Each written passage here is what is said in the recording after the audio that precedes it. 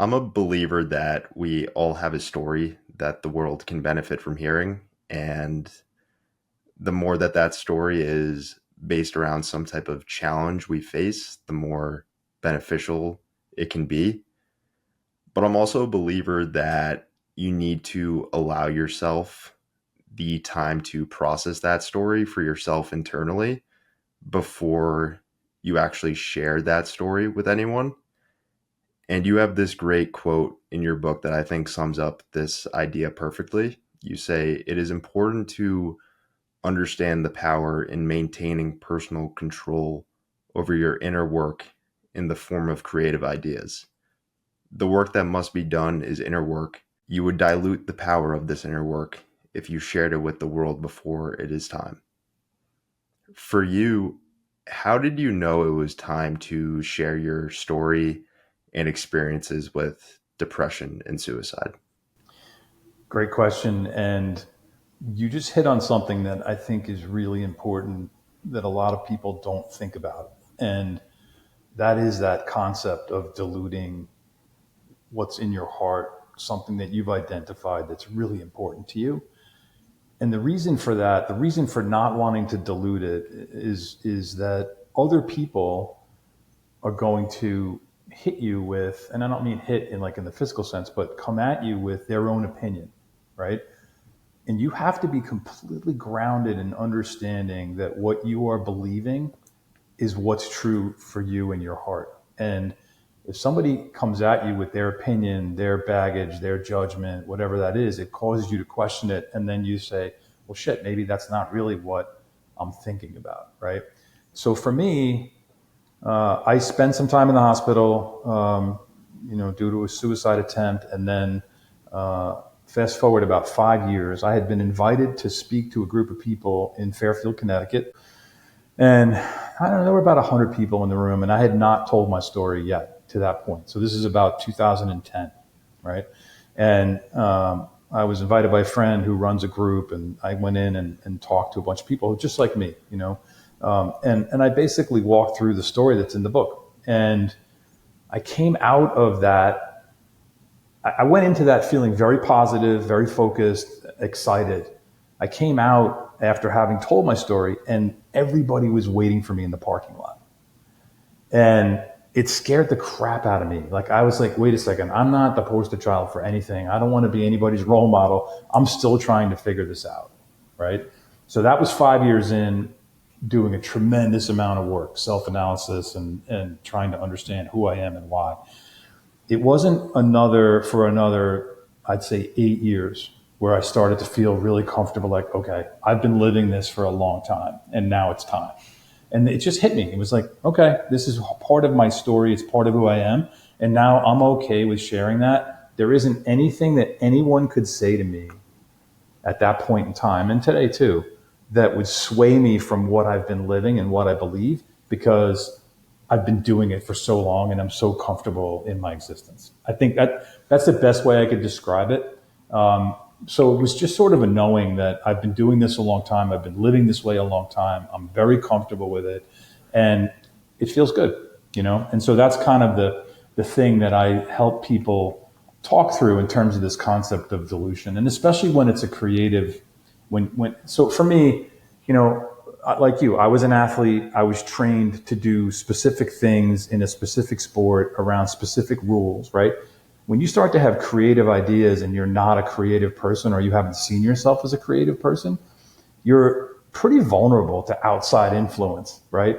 And so for me, I wanted to hold on to that. I want to hold on to that ability to sit in my creation and know in every fiber of my being that what I've created is something I'm comfortable with.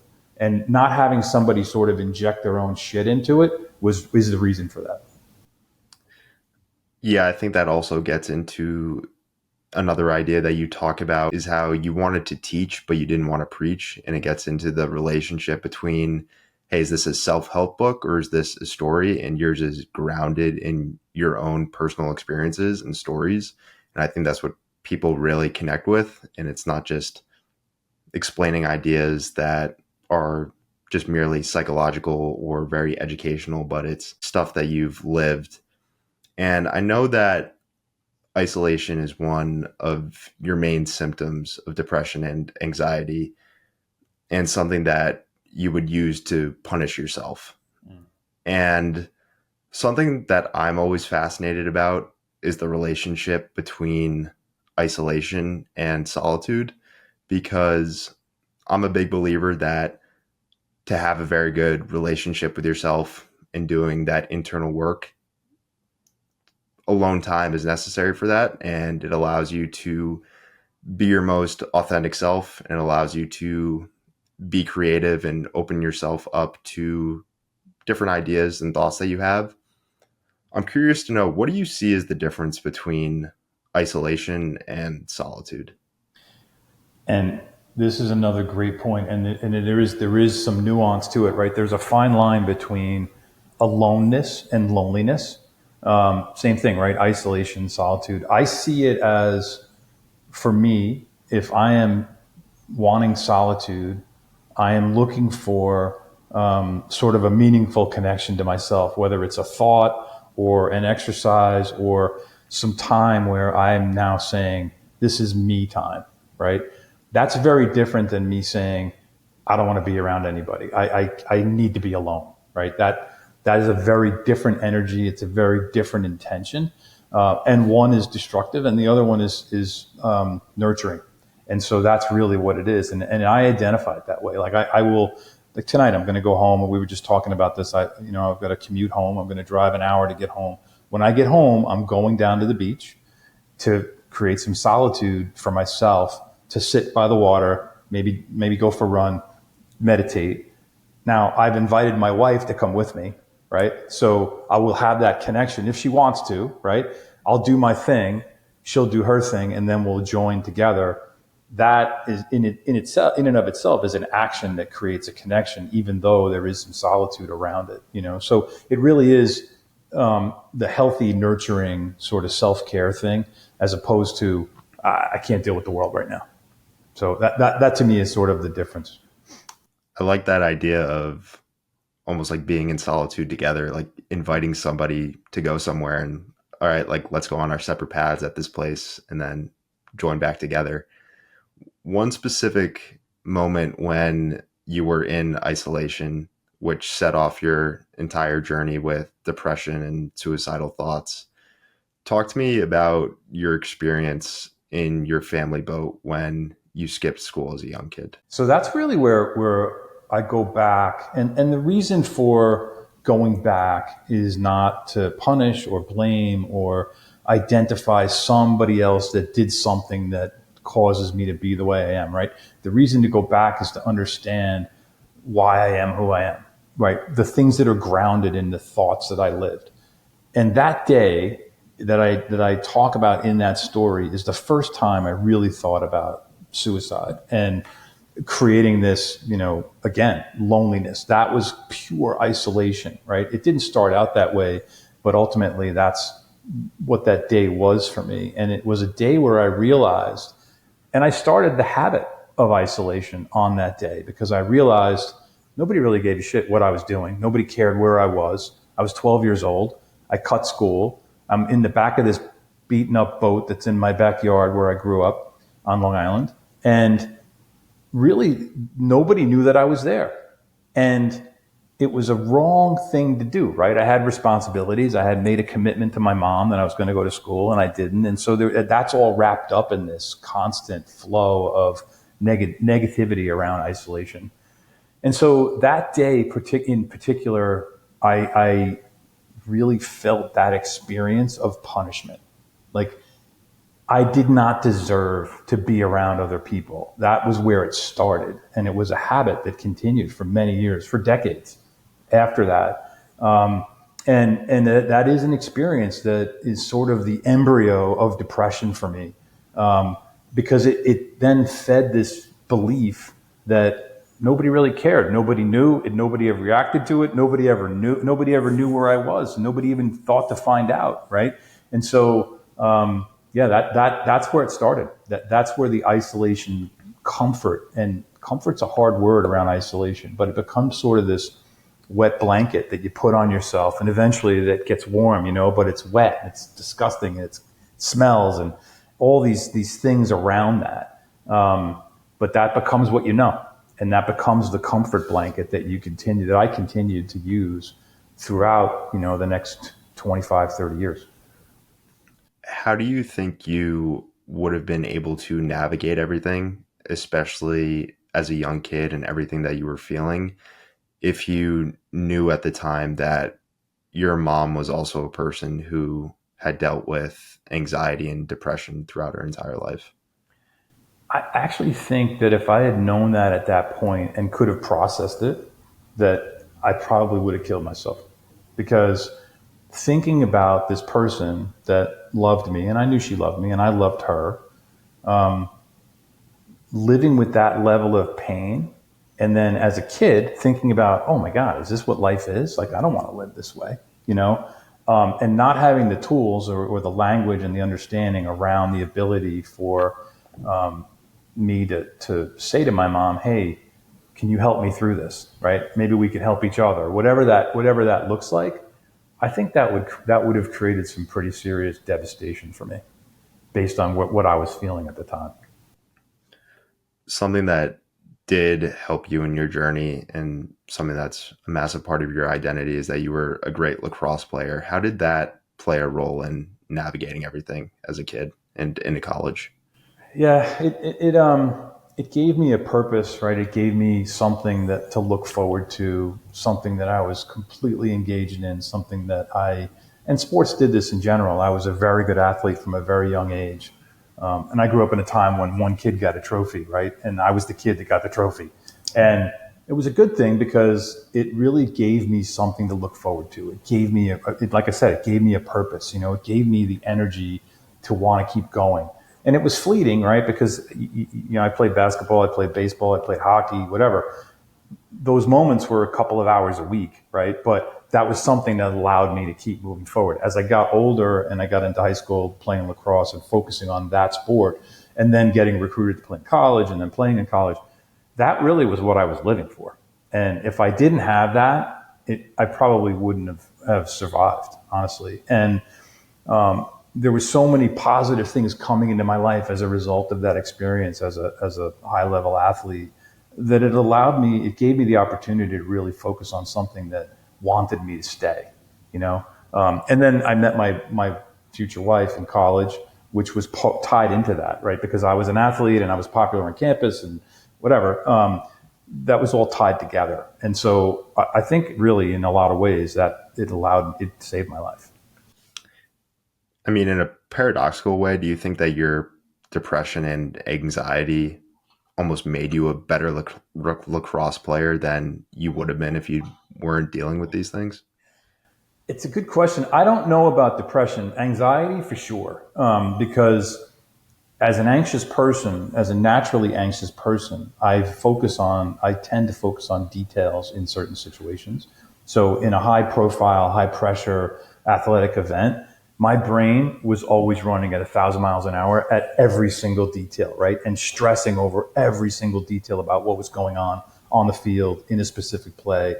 And so, yeah, that having that detail oriented focus was really helpful. And so I do think that anxiety helped me. I think in terms of depression, I think I probably would have been more effective as an athlete because my training regimen would have been more consistent and much more committed than it probably would have been. Because there were days when I was like, man, I can't get out of bed, or I don't want to do this. But overall, I think the anxiety for sure helped. So you've had some interesting physically dangerous experiences that haven't involved depression or suicidal thoughts that you describe in your book. One of them in January 1982, you were physically assaulted by four guys at gunpoint and got beaten up pretty bad. And in 1984, you were in a really bad car accident in Stamford, New York. And then there was another moment that you describe in your book where you were at knife point in New York City after getting money from an ATM. So, like I said, you had three non suicidal, close to death experiences, but obviously you didn't die. Throughout your entire journey, did you ever reflect back on these moments where you could have died and you thought to yourself, you know what, like, I'm not supposed to die, like I'm supposed to be living? It's funny. I do now. Like, I get that today, right? After going through all the work that I went through. The irony is that I used to be so angry thinking back on those events because those were situations where I could have died and it would have ended me, right? It would have ended the pain that I was suffering from. And so I used to look at it with some disappointment. And it's really hard to say, but I really was disappointed that I didn't die in those situations. And the one situation that you mentioned where I got held at knife point, I actually went back to find this guy. And that was, again, putting myself in further danger to try to create some sort of an additional problem for me. You know what I mean? So yeah, I mean, it's a phenomenal question line. I can look back now and say, yeah, this was what my journey was supposed to be. I'm supposed to be here to help people, so that others don't have to go through what I went through. Maybe they could hear, maybe my story will resonate and they'll hear some of themselves in what I'm outlining and help them get through it a lot sooner than I was able to. Your definition for suicide is a permanent solution to temporary problems. When did you first come to that understanding of that? I was in the hospital and I was in a group therapy session, and they brought in about half a dozen or so people who were either the children of people who had suicided, spouses of people who suicided. I think there was a brother of someone that had suicided, and a parent of a child who had suicided. And that was like getting punched in the face, because here are these people now on the other side of this experience, right? In the relationship with the people that were in their life that had committed suicide, telling me that they still, and one guy was in his 60s, and this person had suicided like 40 years prior to that. He still wasn't over it. He didn't have the questions answered that he needed answered. He didn't understand. He couldn't get his head around it. And in that moment, I realized, holy shit, this was a permanent situation. Death is the end. And it's not just the end for that individual, it's the end for every single person in that person's life and those that would come after. And so that's when it hit me. I wasn't able to put it into words the way that I describe it in the book until probably 2 or 3 years later. But really, that's when it hit me. And it really had such a dramatic impact on me that I thought, man, I can't believe that I wanted to do this. So, taking things back to your college years, actually, and like you mentioned, you met your wife, Chris, at Adelphi, and you said that you didn't have a depressive state for about 5 years after meeting her. What did those 5 years feel like? Just elation and optimism and planning for the future and thinking about, like, getting up every day and feeling positive and feeling that sense of joy. I think that's really the best way to describe it. The thing that's important about that for me and for others is eventually, and this is why I talk about the trauma and go backwards in the book, eventually that catches up to you, right? It's sort of fleeting. In my case, it was 5 years, give or take. That's a fleeting time when you're looking at a full life, right? And so it's not sustainable unless you go back and figure out what it is that causes you to suffer from depression to begin with. So I would say that it was complete joy, elation, optimism, and then the wheels came off the bus to a certain extent. So, getting into your professional life and your career, and obviously, like many people know, when it comes to mental health and struggling with depression or anxiety, it can be very vulnerable or uncomfortable to talk about. But I also think something that is right up there with that and doesn't get talked about a lot, but you talk a lot about it in your book, is people being in an unfulfilling career or having a job that just doesn't feel like them and they don't feel like they're on the right path. And that, I think that can also be very challenging to talk to people about. When did you realize that the professional life you had built for yourself didn't feel like it was aligned with who you authentically were? I didn't have the language to describe it the way that you just did until after I had gone through some of the work that I've gone through. I think I realized that I was in the wrong place probably in my mid 20s. So I was probably working at that point for 3 or 4 years into my job when I should have hit, like if I could go back, right? If you said go back right now to one point in time in your career where you would have made a change, I probably would have done it when I was 25 or 26 years old. So 2 or 3 years into my career, and as I describe it in the book, I was chasing money. I had grown up pretty poor. Not, we weren't poor, but we had everything we needed, but I was chasing $100,000. Like that was the magic number in the '80s. Go make six figures. But at that point in time, I would have immediately pivoted if I had understood what you just said, right? Because I knew that something inside of me wasn't right, and I just couldn't figure it out. But you chase material things, and then next thing you know, you're having a child, and so now there's more than just you in consideration, and then you're having another child, and things just sort of snowball. But it wasn't until a couple of years after my hospitalization where I really started to understand, you've spent the last 20 years doing things that you don't want to do, that are not in harmony with who you are.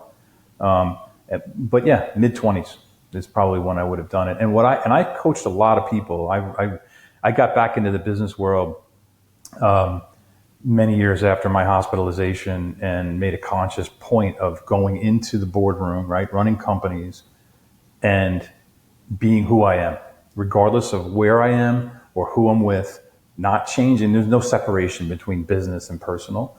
And I've coached a lot of people who have worked for me that they're in the wrong job.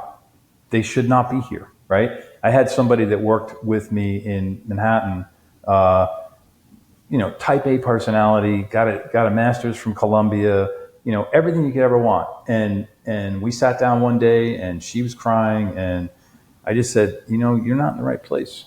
You're just not. And she left. She moved to Maine, and she's living this amazing, fulfilling life. But it wasn't going to happen in Manhattan. And so I think that it's hard. It's a hard thing to do. It's a hard thing to say, I am not going to follow the norm or whatever the norm that people think is. But you cannot live happily and in peace without doing that. There's a great quote that you have in your book about this. The more that you do that is not you, the more you become in touch with who you are not. And before long, you cease to exist. The person that you are living is out in the world. It is the not you. And the more that person exists, the harder it is to function as yourself. And this is something that I definitely resonate a lot with, just getting into my life a little. When I got out of college, I started working for a commercial real estate company in New York City and built a lot of great skills, met a lot of great people, learned a lot. But pretty quickly, I think I learned that I was like, this is just not who I am. Like, it's not just like the work. It's like, this is not who I am as a person. And I think it gets into this relationship between, do you enjoy the job or do you enjoy the persona of the job? Where it becomes very easy if you're talking with somebody and they're like, oh, what do you do? And you're like, oh, I work in commercial real estate. It's like, oh, like, wow, incredible. It's like you enjoy that persona and the person that you are putting on display when you're having those conversations rather than the day-to-day actually living that life. It's a very good point, and that is your ego, right? You're feeding your ego, and your ego needs to learn that it's an employee and not the CEO. It's really hard to break that habit, and it is a habit, but it's very powerful. I work with I run a consulting firm with some business partners. They all know my story. They all know who I am and what I'm about.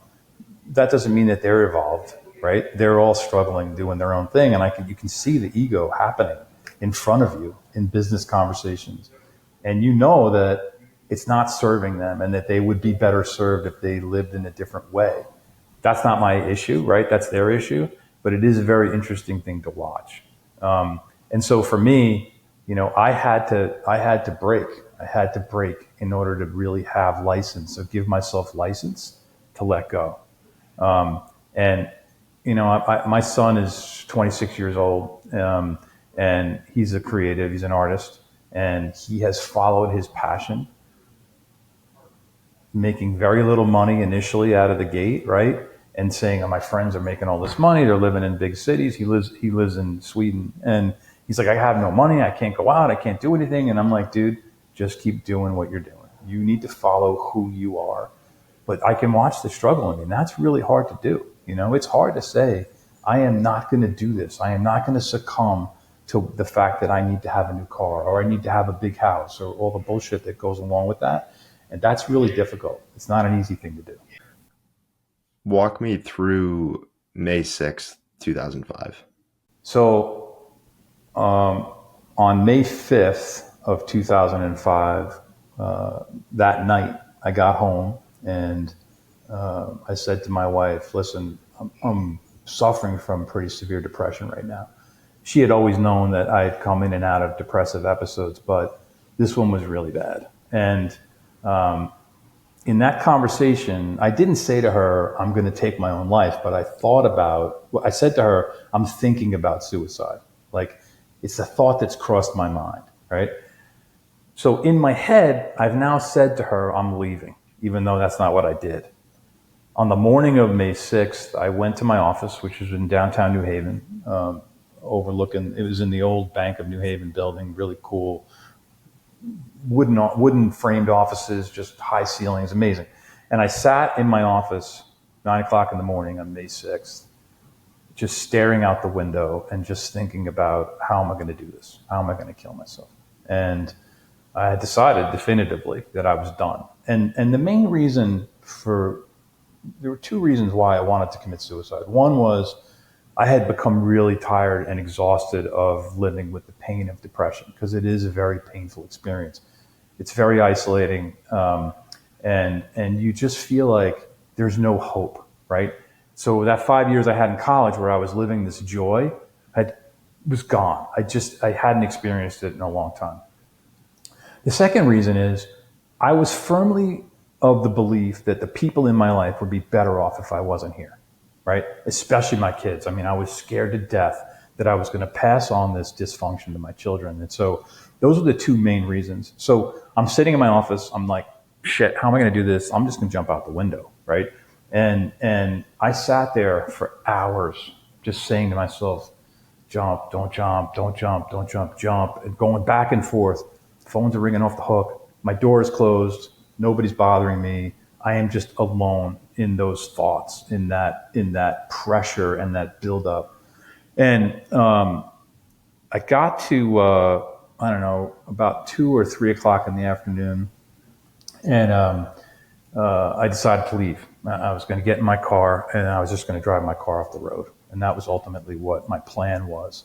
And I had another pressure point for me during that day was running a lacrosse clinic at 5 o'clock in the afternoon. There was going to be 100 kids, which would normally bring me a lot of joy, but I did not want to subject them to me. And so I thought, this is the perfect pivot point. Let me get in my car and drive my car off the road. And so I did that. I got in my car. My sister lived in Princeton. She was a dean at Princeton University, and she hadn't been to my house for a couple of years. And my kids were participating in a craft fair 4 o'clock in the afternoon on that day. And my sister was coming to surprise them at this craft fair. And so now I'm in the car.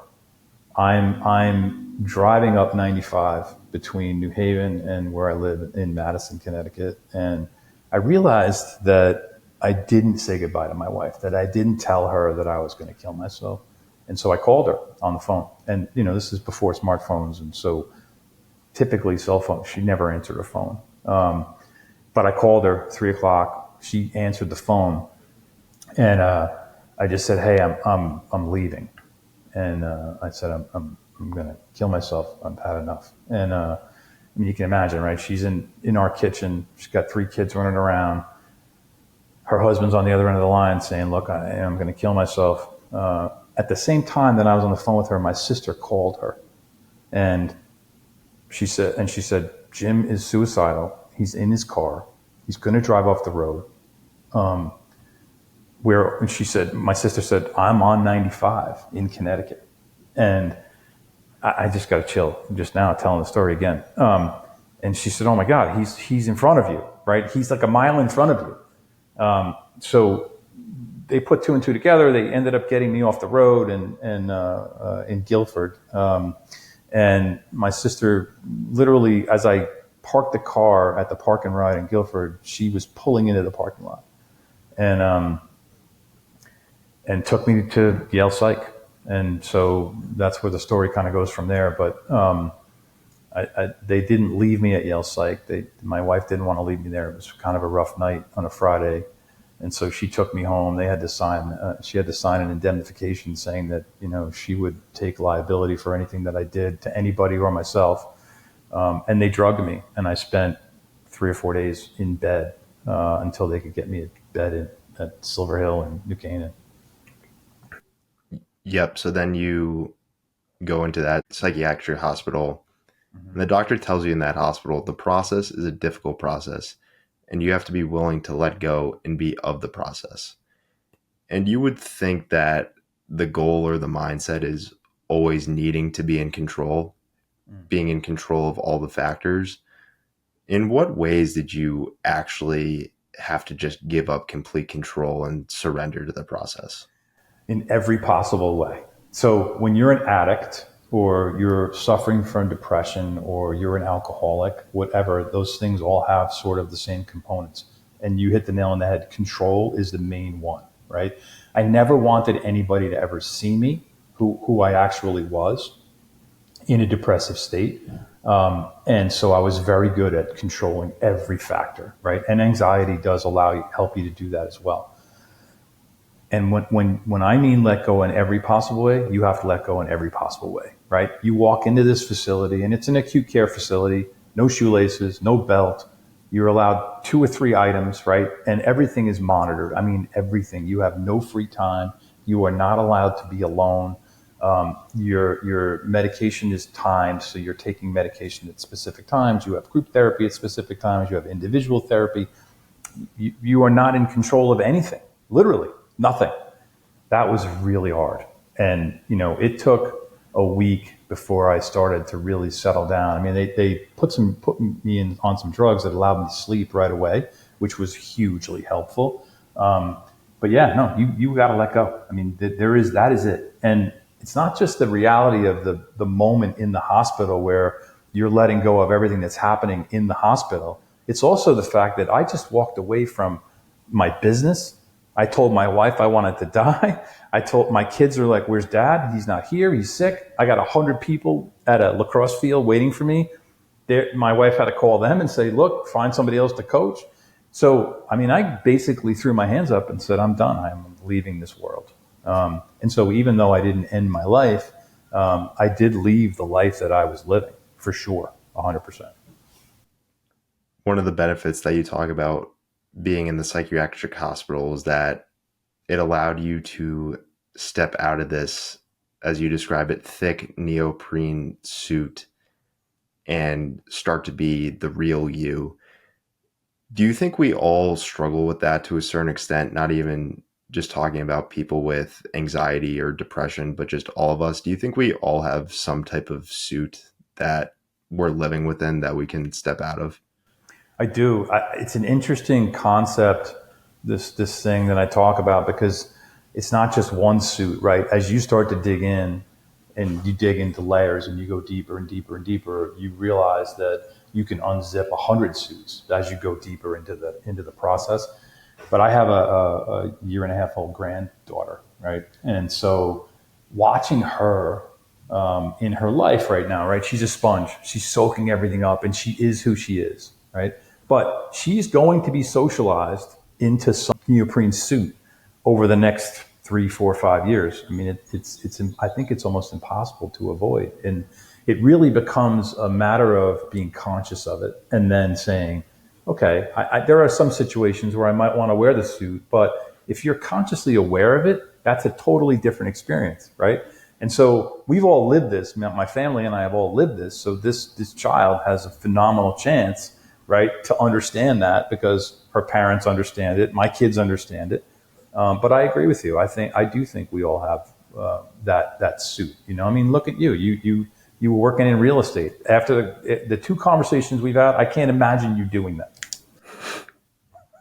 You know what I mean? Yeah. Well, I appreciate you saying that. Well, that's crazy, right? But that's the suit you decided to put on, and fortunately, it didn't fit. Yeah, and I think going back to what you were saying about the woman that went to Columbia, got her master's, and then moved to Maine, I feel like I was the same way, or I am the same way. I'm a very type A driven, motivational person. So I had all the tangible IQ skills for somebody who could be very successful within real estate. But I also know about myself that there's this very EQ hungry creative side of me that wasn't being fulfilled within that profession and probably was never going to be. So I knew that I needed to get out and going deeper into the creative side and also tying in the childlike aspect to it. Talk to me about the therapeutic feeling of doing arts and crafts when you were in the hospital. It's an interesting thing to sit in a room with 24 people that are from probably 22, 23 years old to I think the oldest woman was like 72, right? So 24 people in that age spectrum sitting around a table with glue and glue sticks and cups and ice cream sticks and all the stuff that you do when you do arts and crafts in kindergarten, right? And I remember walking into that room and thinking, "Holy shit, man! My life is over. I can't even believe that this is me," right? And I have to say, about half an hour into this exercise of putting together this macaroni necklace that I made the first day, it was amazing. It was so fulfilling, and like people were talking, but not nothing deep, just whatever, getting to know each other. But it was time so well spent, and I still do arts and crafts. Like we have these coloring books and things that we'll sit around the kitchen table sometimes, or we'll do puzzles, and that is the most quality time from a mindfulness practice exercise that you could ever do. And so, again, it's the letting go, right? It's the letting go and being of the process. And I think that's why it was so valuable. It was like, wow, this is really amazing. You can spend an hour and a half doing this and not even thinking about anything else. I mean, what could be better than that? Yeah, I think it's very healing and it's a freeing feeling to create something, literally create something, whether it's doing arts and crafts, journaling, Yeah. creating a podcast. Our society has become just so consumption focused, especially when it comes to social media. Mm. But if you're able to create something like you did with a book or something just as simple as doing arts and crafts, it re-engages that child within you. And like I said, it's very freeing. There's a moment that you describe with your wife, Chris, when you leave the psychiatric hospital. And it's the decision of if you're going to be honest with everyone and tell everyone where you truly were, or if you were going to cover this up and say that you were on a business trip or something and you guys decided that you were going to be 100% honest with everyone. What do you think the trajectory of your healing journey would have been if you tried to cover it up? I think I probably would have slipped back into some level of depression for sure. Um, the the trajectory that it put me on was exponentially better than it would have been, and the reason is acceptance and forgiveness of yourself. Right? You've got to be able to accept who you are And in order for you to accept who you are, you just have to be yourself in every situation. And if you're not, it feels like you're just full of shit. And so that was one decision that we made in a long line of decisions over a couple of years that was really critically important. And I think, I talk about this in the book, but forgiving yourself takes a long time, but letting go and being honest has to happen as soon as possible. And so that's, I think, one of the most important things that we could have done. And it's interesting because you built this life, right? You built this whole existence of career and family and the whole nine yards, and you've got all these friends, right? You've got this social group. We had a lot of people that we knew. I live in a small town. I ran the lacrosse program. My wife ran the arts barn, and we knew a lot of people. The people that left our lives as a result of this event, because we were honest, were clearly not meant to be there, right? And I'm not saying that they were toxic. I mean, I was toxic. I know this, but it was either too close to home, it was too much. Maybe they were toxic. I don't know. And so people leave your life. But the interesting thing is the people that come into your life as a result of that honesty is just so fulfilling. It's amazing. I mean, my wife and I had a conversation at some point early on in this process, and we were talking about people, not specific people, just in general. And, she would say to me, how could you have lived so dishonestly? Like, how could you have lived this toxic life? And I said, honestly, I don't know anybody that I work with that isn't toxic. And she was like, that can't be true. And I said, I'm telling you. And I'm just talking about men, right? Because those are the people that I had mostly had relationships with at work. And I'd say, yeah, I don't know any good men. And after a period of time, to my point, those guys left my life. They were not in my life anymore. And then all of a sudden, these good men started coming into my life. And I was like, yeah, you know what? There are really good men out there. I just wasn't one of them. So I didn't experience it. Yeah, I'm a big believer that if you're going to be a fake, false version of yourself, that's exactly what you're going to attract as well. Yeah. And if you're going to be a true version of yourself, you're much more likely to attract that. Getting into your experiences with therapy and meditation, and something that I think is really interesting that you say is that you took an athlete mentality to therapy and meditation. How much of your experiences with therapy felt like a physically demanding experience as much as it was mental and emotional? I think a lot of it can be exhausting. And when you drill into a specific topic set over maybe 2 or 3 therapy sessions, and you dig deeper and you dig deeper, it can beat the crap out of you. Like you feel like you ran a marathon. You didn't move, right? You were in the same place for an hour, but you're pouring out these emotions and you're tapping into things that you don't typically tap into, right? I talk about these emotional muscles, right? If I walked into the gym, I haven't worked out with weights in, I don't know, 3 weeks. If I walked into the gym tomorrow and started lifting, throwing up some big weights, I'd be a mess, right? I might hurt myself, or I'd certainly be sore. It's the same thing with emotional muscles. It is physically exhausting. And I think I kind of enjoyed it because it reminded me of what it was like, in early sessions on the lacrosse field or on the football field or whatever, where you're tired, but you're going to get a benefit from that.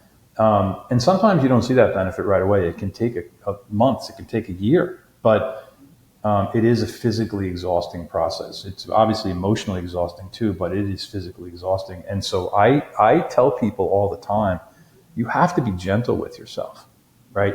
You're not going to just walk out of a therapy situation or over a multiple sessions and just like nothing ever happened. It's going to change you for sure. And taking a step back and realizing that letting go is just as important as anything else is a really important gift for yourself.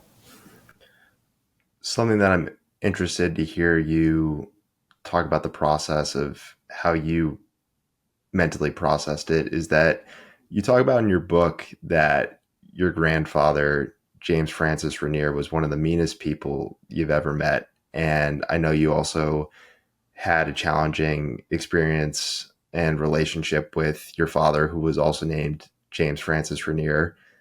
Your name is also James Francis. And you say in your book that your name is something that you haven't been comfortable with for many years. And obviously, when it comes to depression, anxiety, and suicide, those aren't things that you are, those are things that you experience and things that you've dealt with. With something like a name, though, which is our strongest measure of identity, how have you managed these feelings with your name over the years? When I initially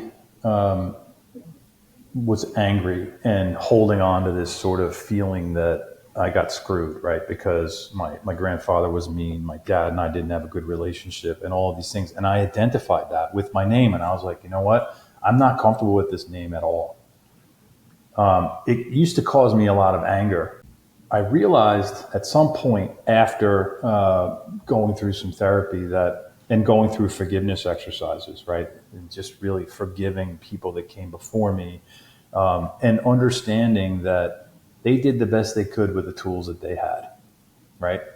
And so what I decided to do was identify in the name the parts of me that are really important. So people call me Jim. People call me Jim Rainier. That's essentially, what I go by in my work life.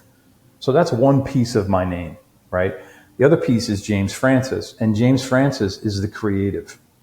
And that's why I use the name as my pen name for my book, because that is a creative pursuit. Anything that I do creatively, any writing that I do is always James Francis. And so I've been able to peel apart the pieces of the name to give them an identity that's positive for me, and to let go of the pieces of it that used to be destructive. And I think in a lot of ways it's an honoring of my grandfather and my father, and acknowledging to them that, look, you guys did the best you could. I get it. I understand. And I know that there are parts of me that were hurt and in pain as a result of those relationships, but there was also really good things that came out of that. And so that's how I've chosen to identify and let it go. How is your relationship to not necessarily religion? And I know you've spoken about religion in your book, how it's very structured and you don't like that. Mm. But in terms of spirituality and faith, how has your relationship to those things evolved over the years? So I'm not a religious person. I do feel spiritual, although I find it sometimes a little bit of a cop out for people who say, you know what, I'm not religious, but I'm spiritual. I think we're all connected, right? And the way that I define that, and if you want to call it spiritual, then fine. But if you were to take a huge pane of glass and drop it, right, on its flat side, and it landed on the ground and it splintered off, right? It didn't shatter. It just splintered off like little veins inside the piece of glass. We're all those veins sitting on that piece of glass.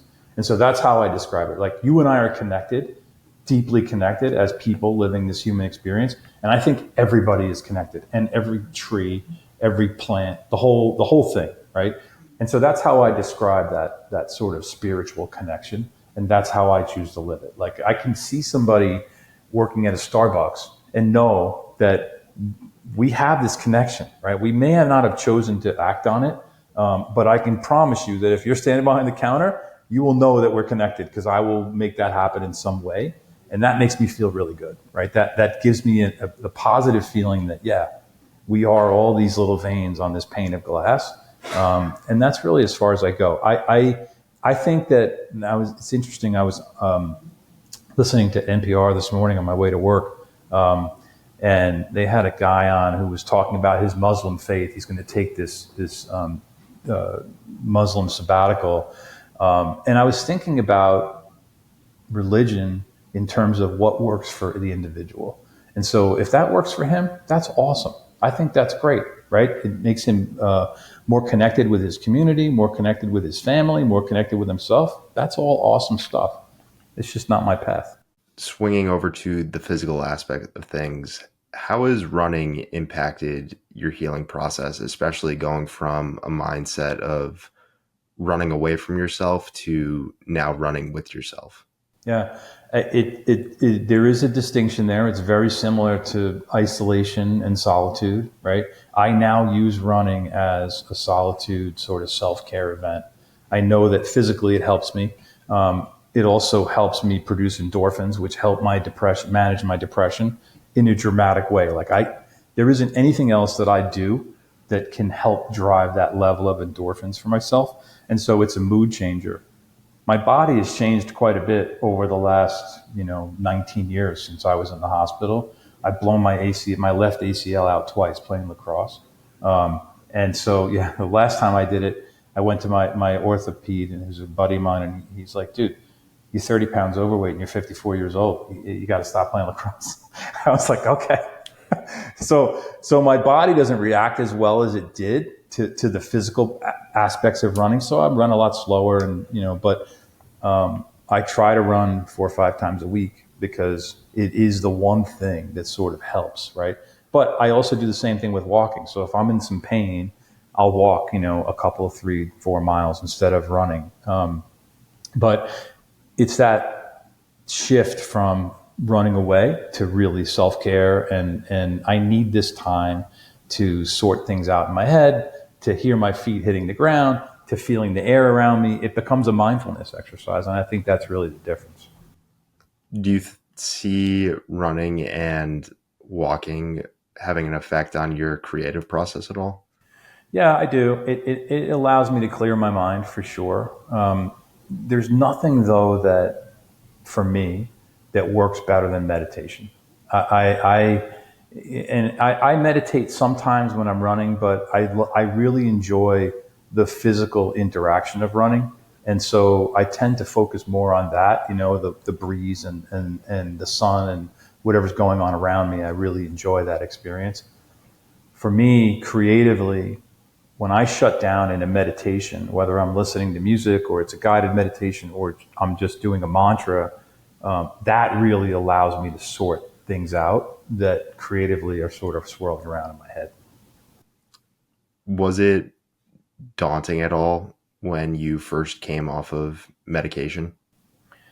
It took me, so I was on medication for about 8 years, 8 or 9 years, when I decided the first time to go off. And the first time I tried to get off my medication, it took me about 6 months, and I was so sick, I couldn't do it. And so I went back on it, and I stayed on it for another probably year. And then after that second period of time, I was like, okay, I think I can do this now. And this is all closely monitored. You can't walk away from this stuff overnight. It takes time, and each person's body reacts differently to how long it stays in your body and how long you are needing it. Another 6 months, and I was off the medication. I had no negative aspects after that, right? So it took me a solid year and 6 months, year and 4 months, give or take, to ultimately get completely off medication. And I just had the tools. I was ready. I had the tools that I needed to be able to do what I need to do to manage my situation. Because look, depression never goes away. I've still experienced bouts of depression occasionally. I certainly experience anxiety quite a bit, but it's something I can manage. Yeah, I mean, I honestly think that's what I love and respect most about your story and your book and hearing you speak is that it's not like your story comes full circle and you're like, all right, like the end, like this is something that I struggled with. It's completely behind me. I mean, it is to a certain degree, but it's like, no, there is work that I must do on a regular basis to continue to take care of myself and to continue to build the relationship with myself. And like you said, you've had bouts of depression over the past 15 years. And you say in your book, it's in those moments when I am tested to bring my practice forward and let the disease and the ego know that they are not the CEO. And I believe that a lot of the time it's not necessarily the feelings that we feel that are the issue, but it's our reaction to those feelings. All of us are going to feel anxious at times, stressful, scared. So that's the common denominator. What changes is how are you going to react to those things? And my favorite theme throughout your entire book is this understanding of you breaking the cycle and this theme of ancestral healing. And you say in your book, ancestral healers believe that you can heal your collective soul 7 generations in the past and 7 generations into the future. An ancestor is any person from whom one is descended. So, in doing your work, you are not only healing yourself, you are healing 7 generations going forward. Essentially, ancestral healing allows for the repair of the connections between you and your ancestors, and you are removing the destructive patterns going forward for those who follow. And you also talked about in another interview that you did is that you did want to break the cycle, but you initially thought that by breaking the cycle would mean, you taking yourself out of the world instead of breaking through. And people always talk about creating generational wealth for their family. How does it feel that you created a generational new way of physical, mental, emotional, and spiritual well-being for your future family? It feels like everything that I've lived has been worth it. Honestly, that is like, and we just celebrated Father's Day, and I sat with my kids and my granddaughter and my wife, and those moments are not lost on me. I realized that if I was not here, right, clearly that event wouldn't have happened, but they would not have had the benefit of learning what we've all learned. And so it feels like just a complete gift. And like everything that I lived from the moment that I was on that shitty boat in my backyard on Long Island to today is the reason, right? And so my granddaughter is going to live a completely different existence. Like she's going to have problems. Everybody has problems, right?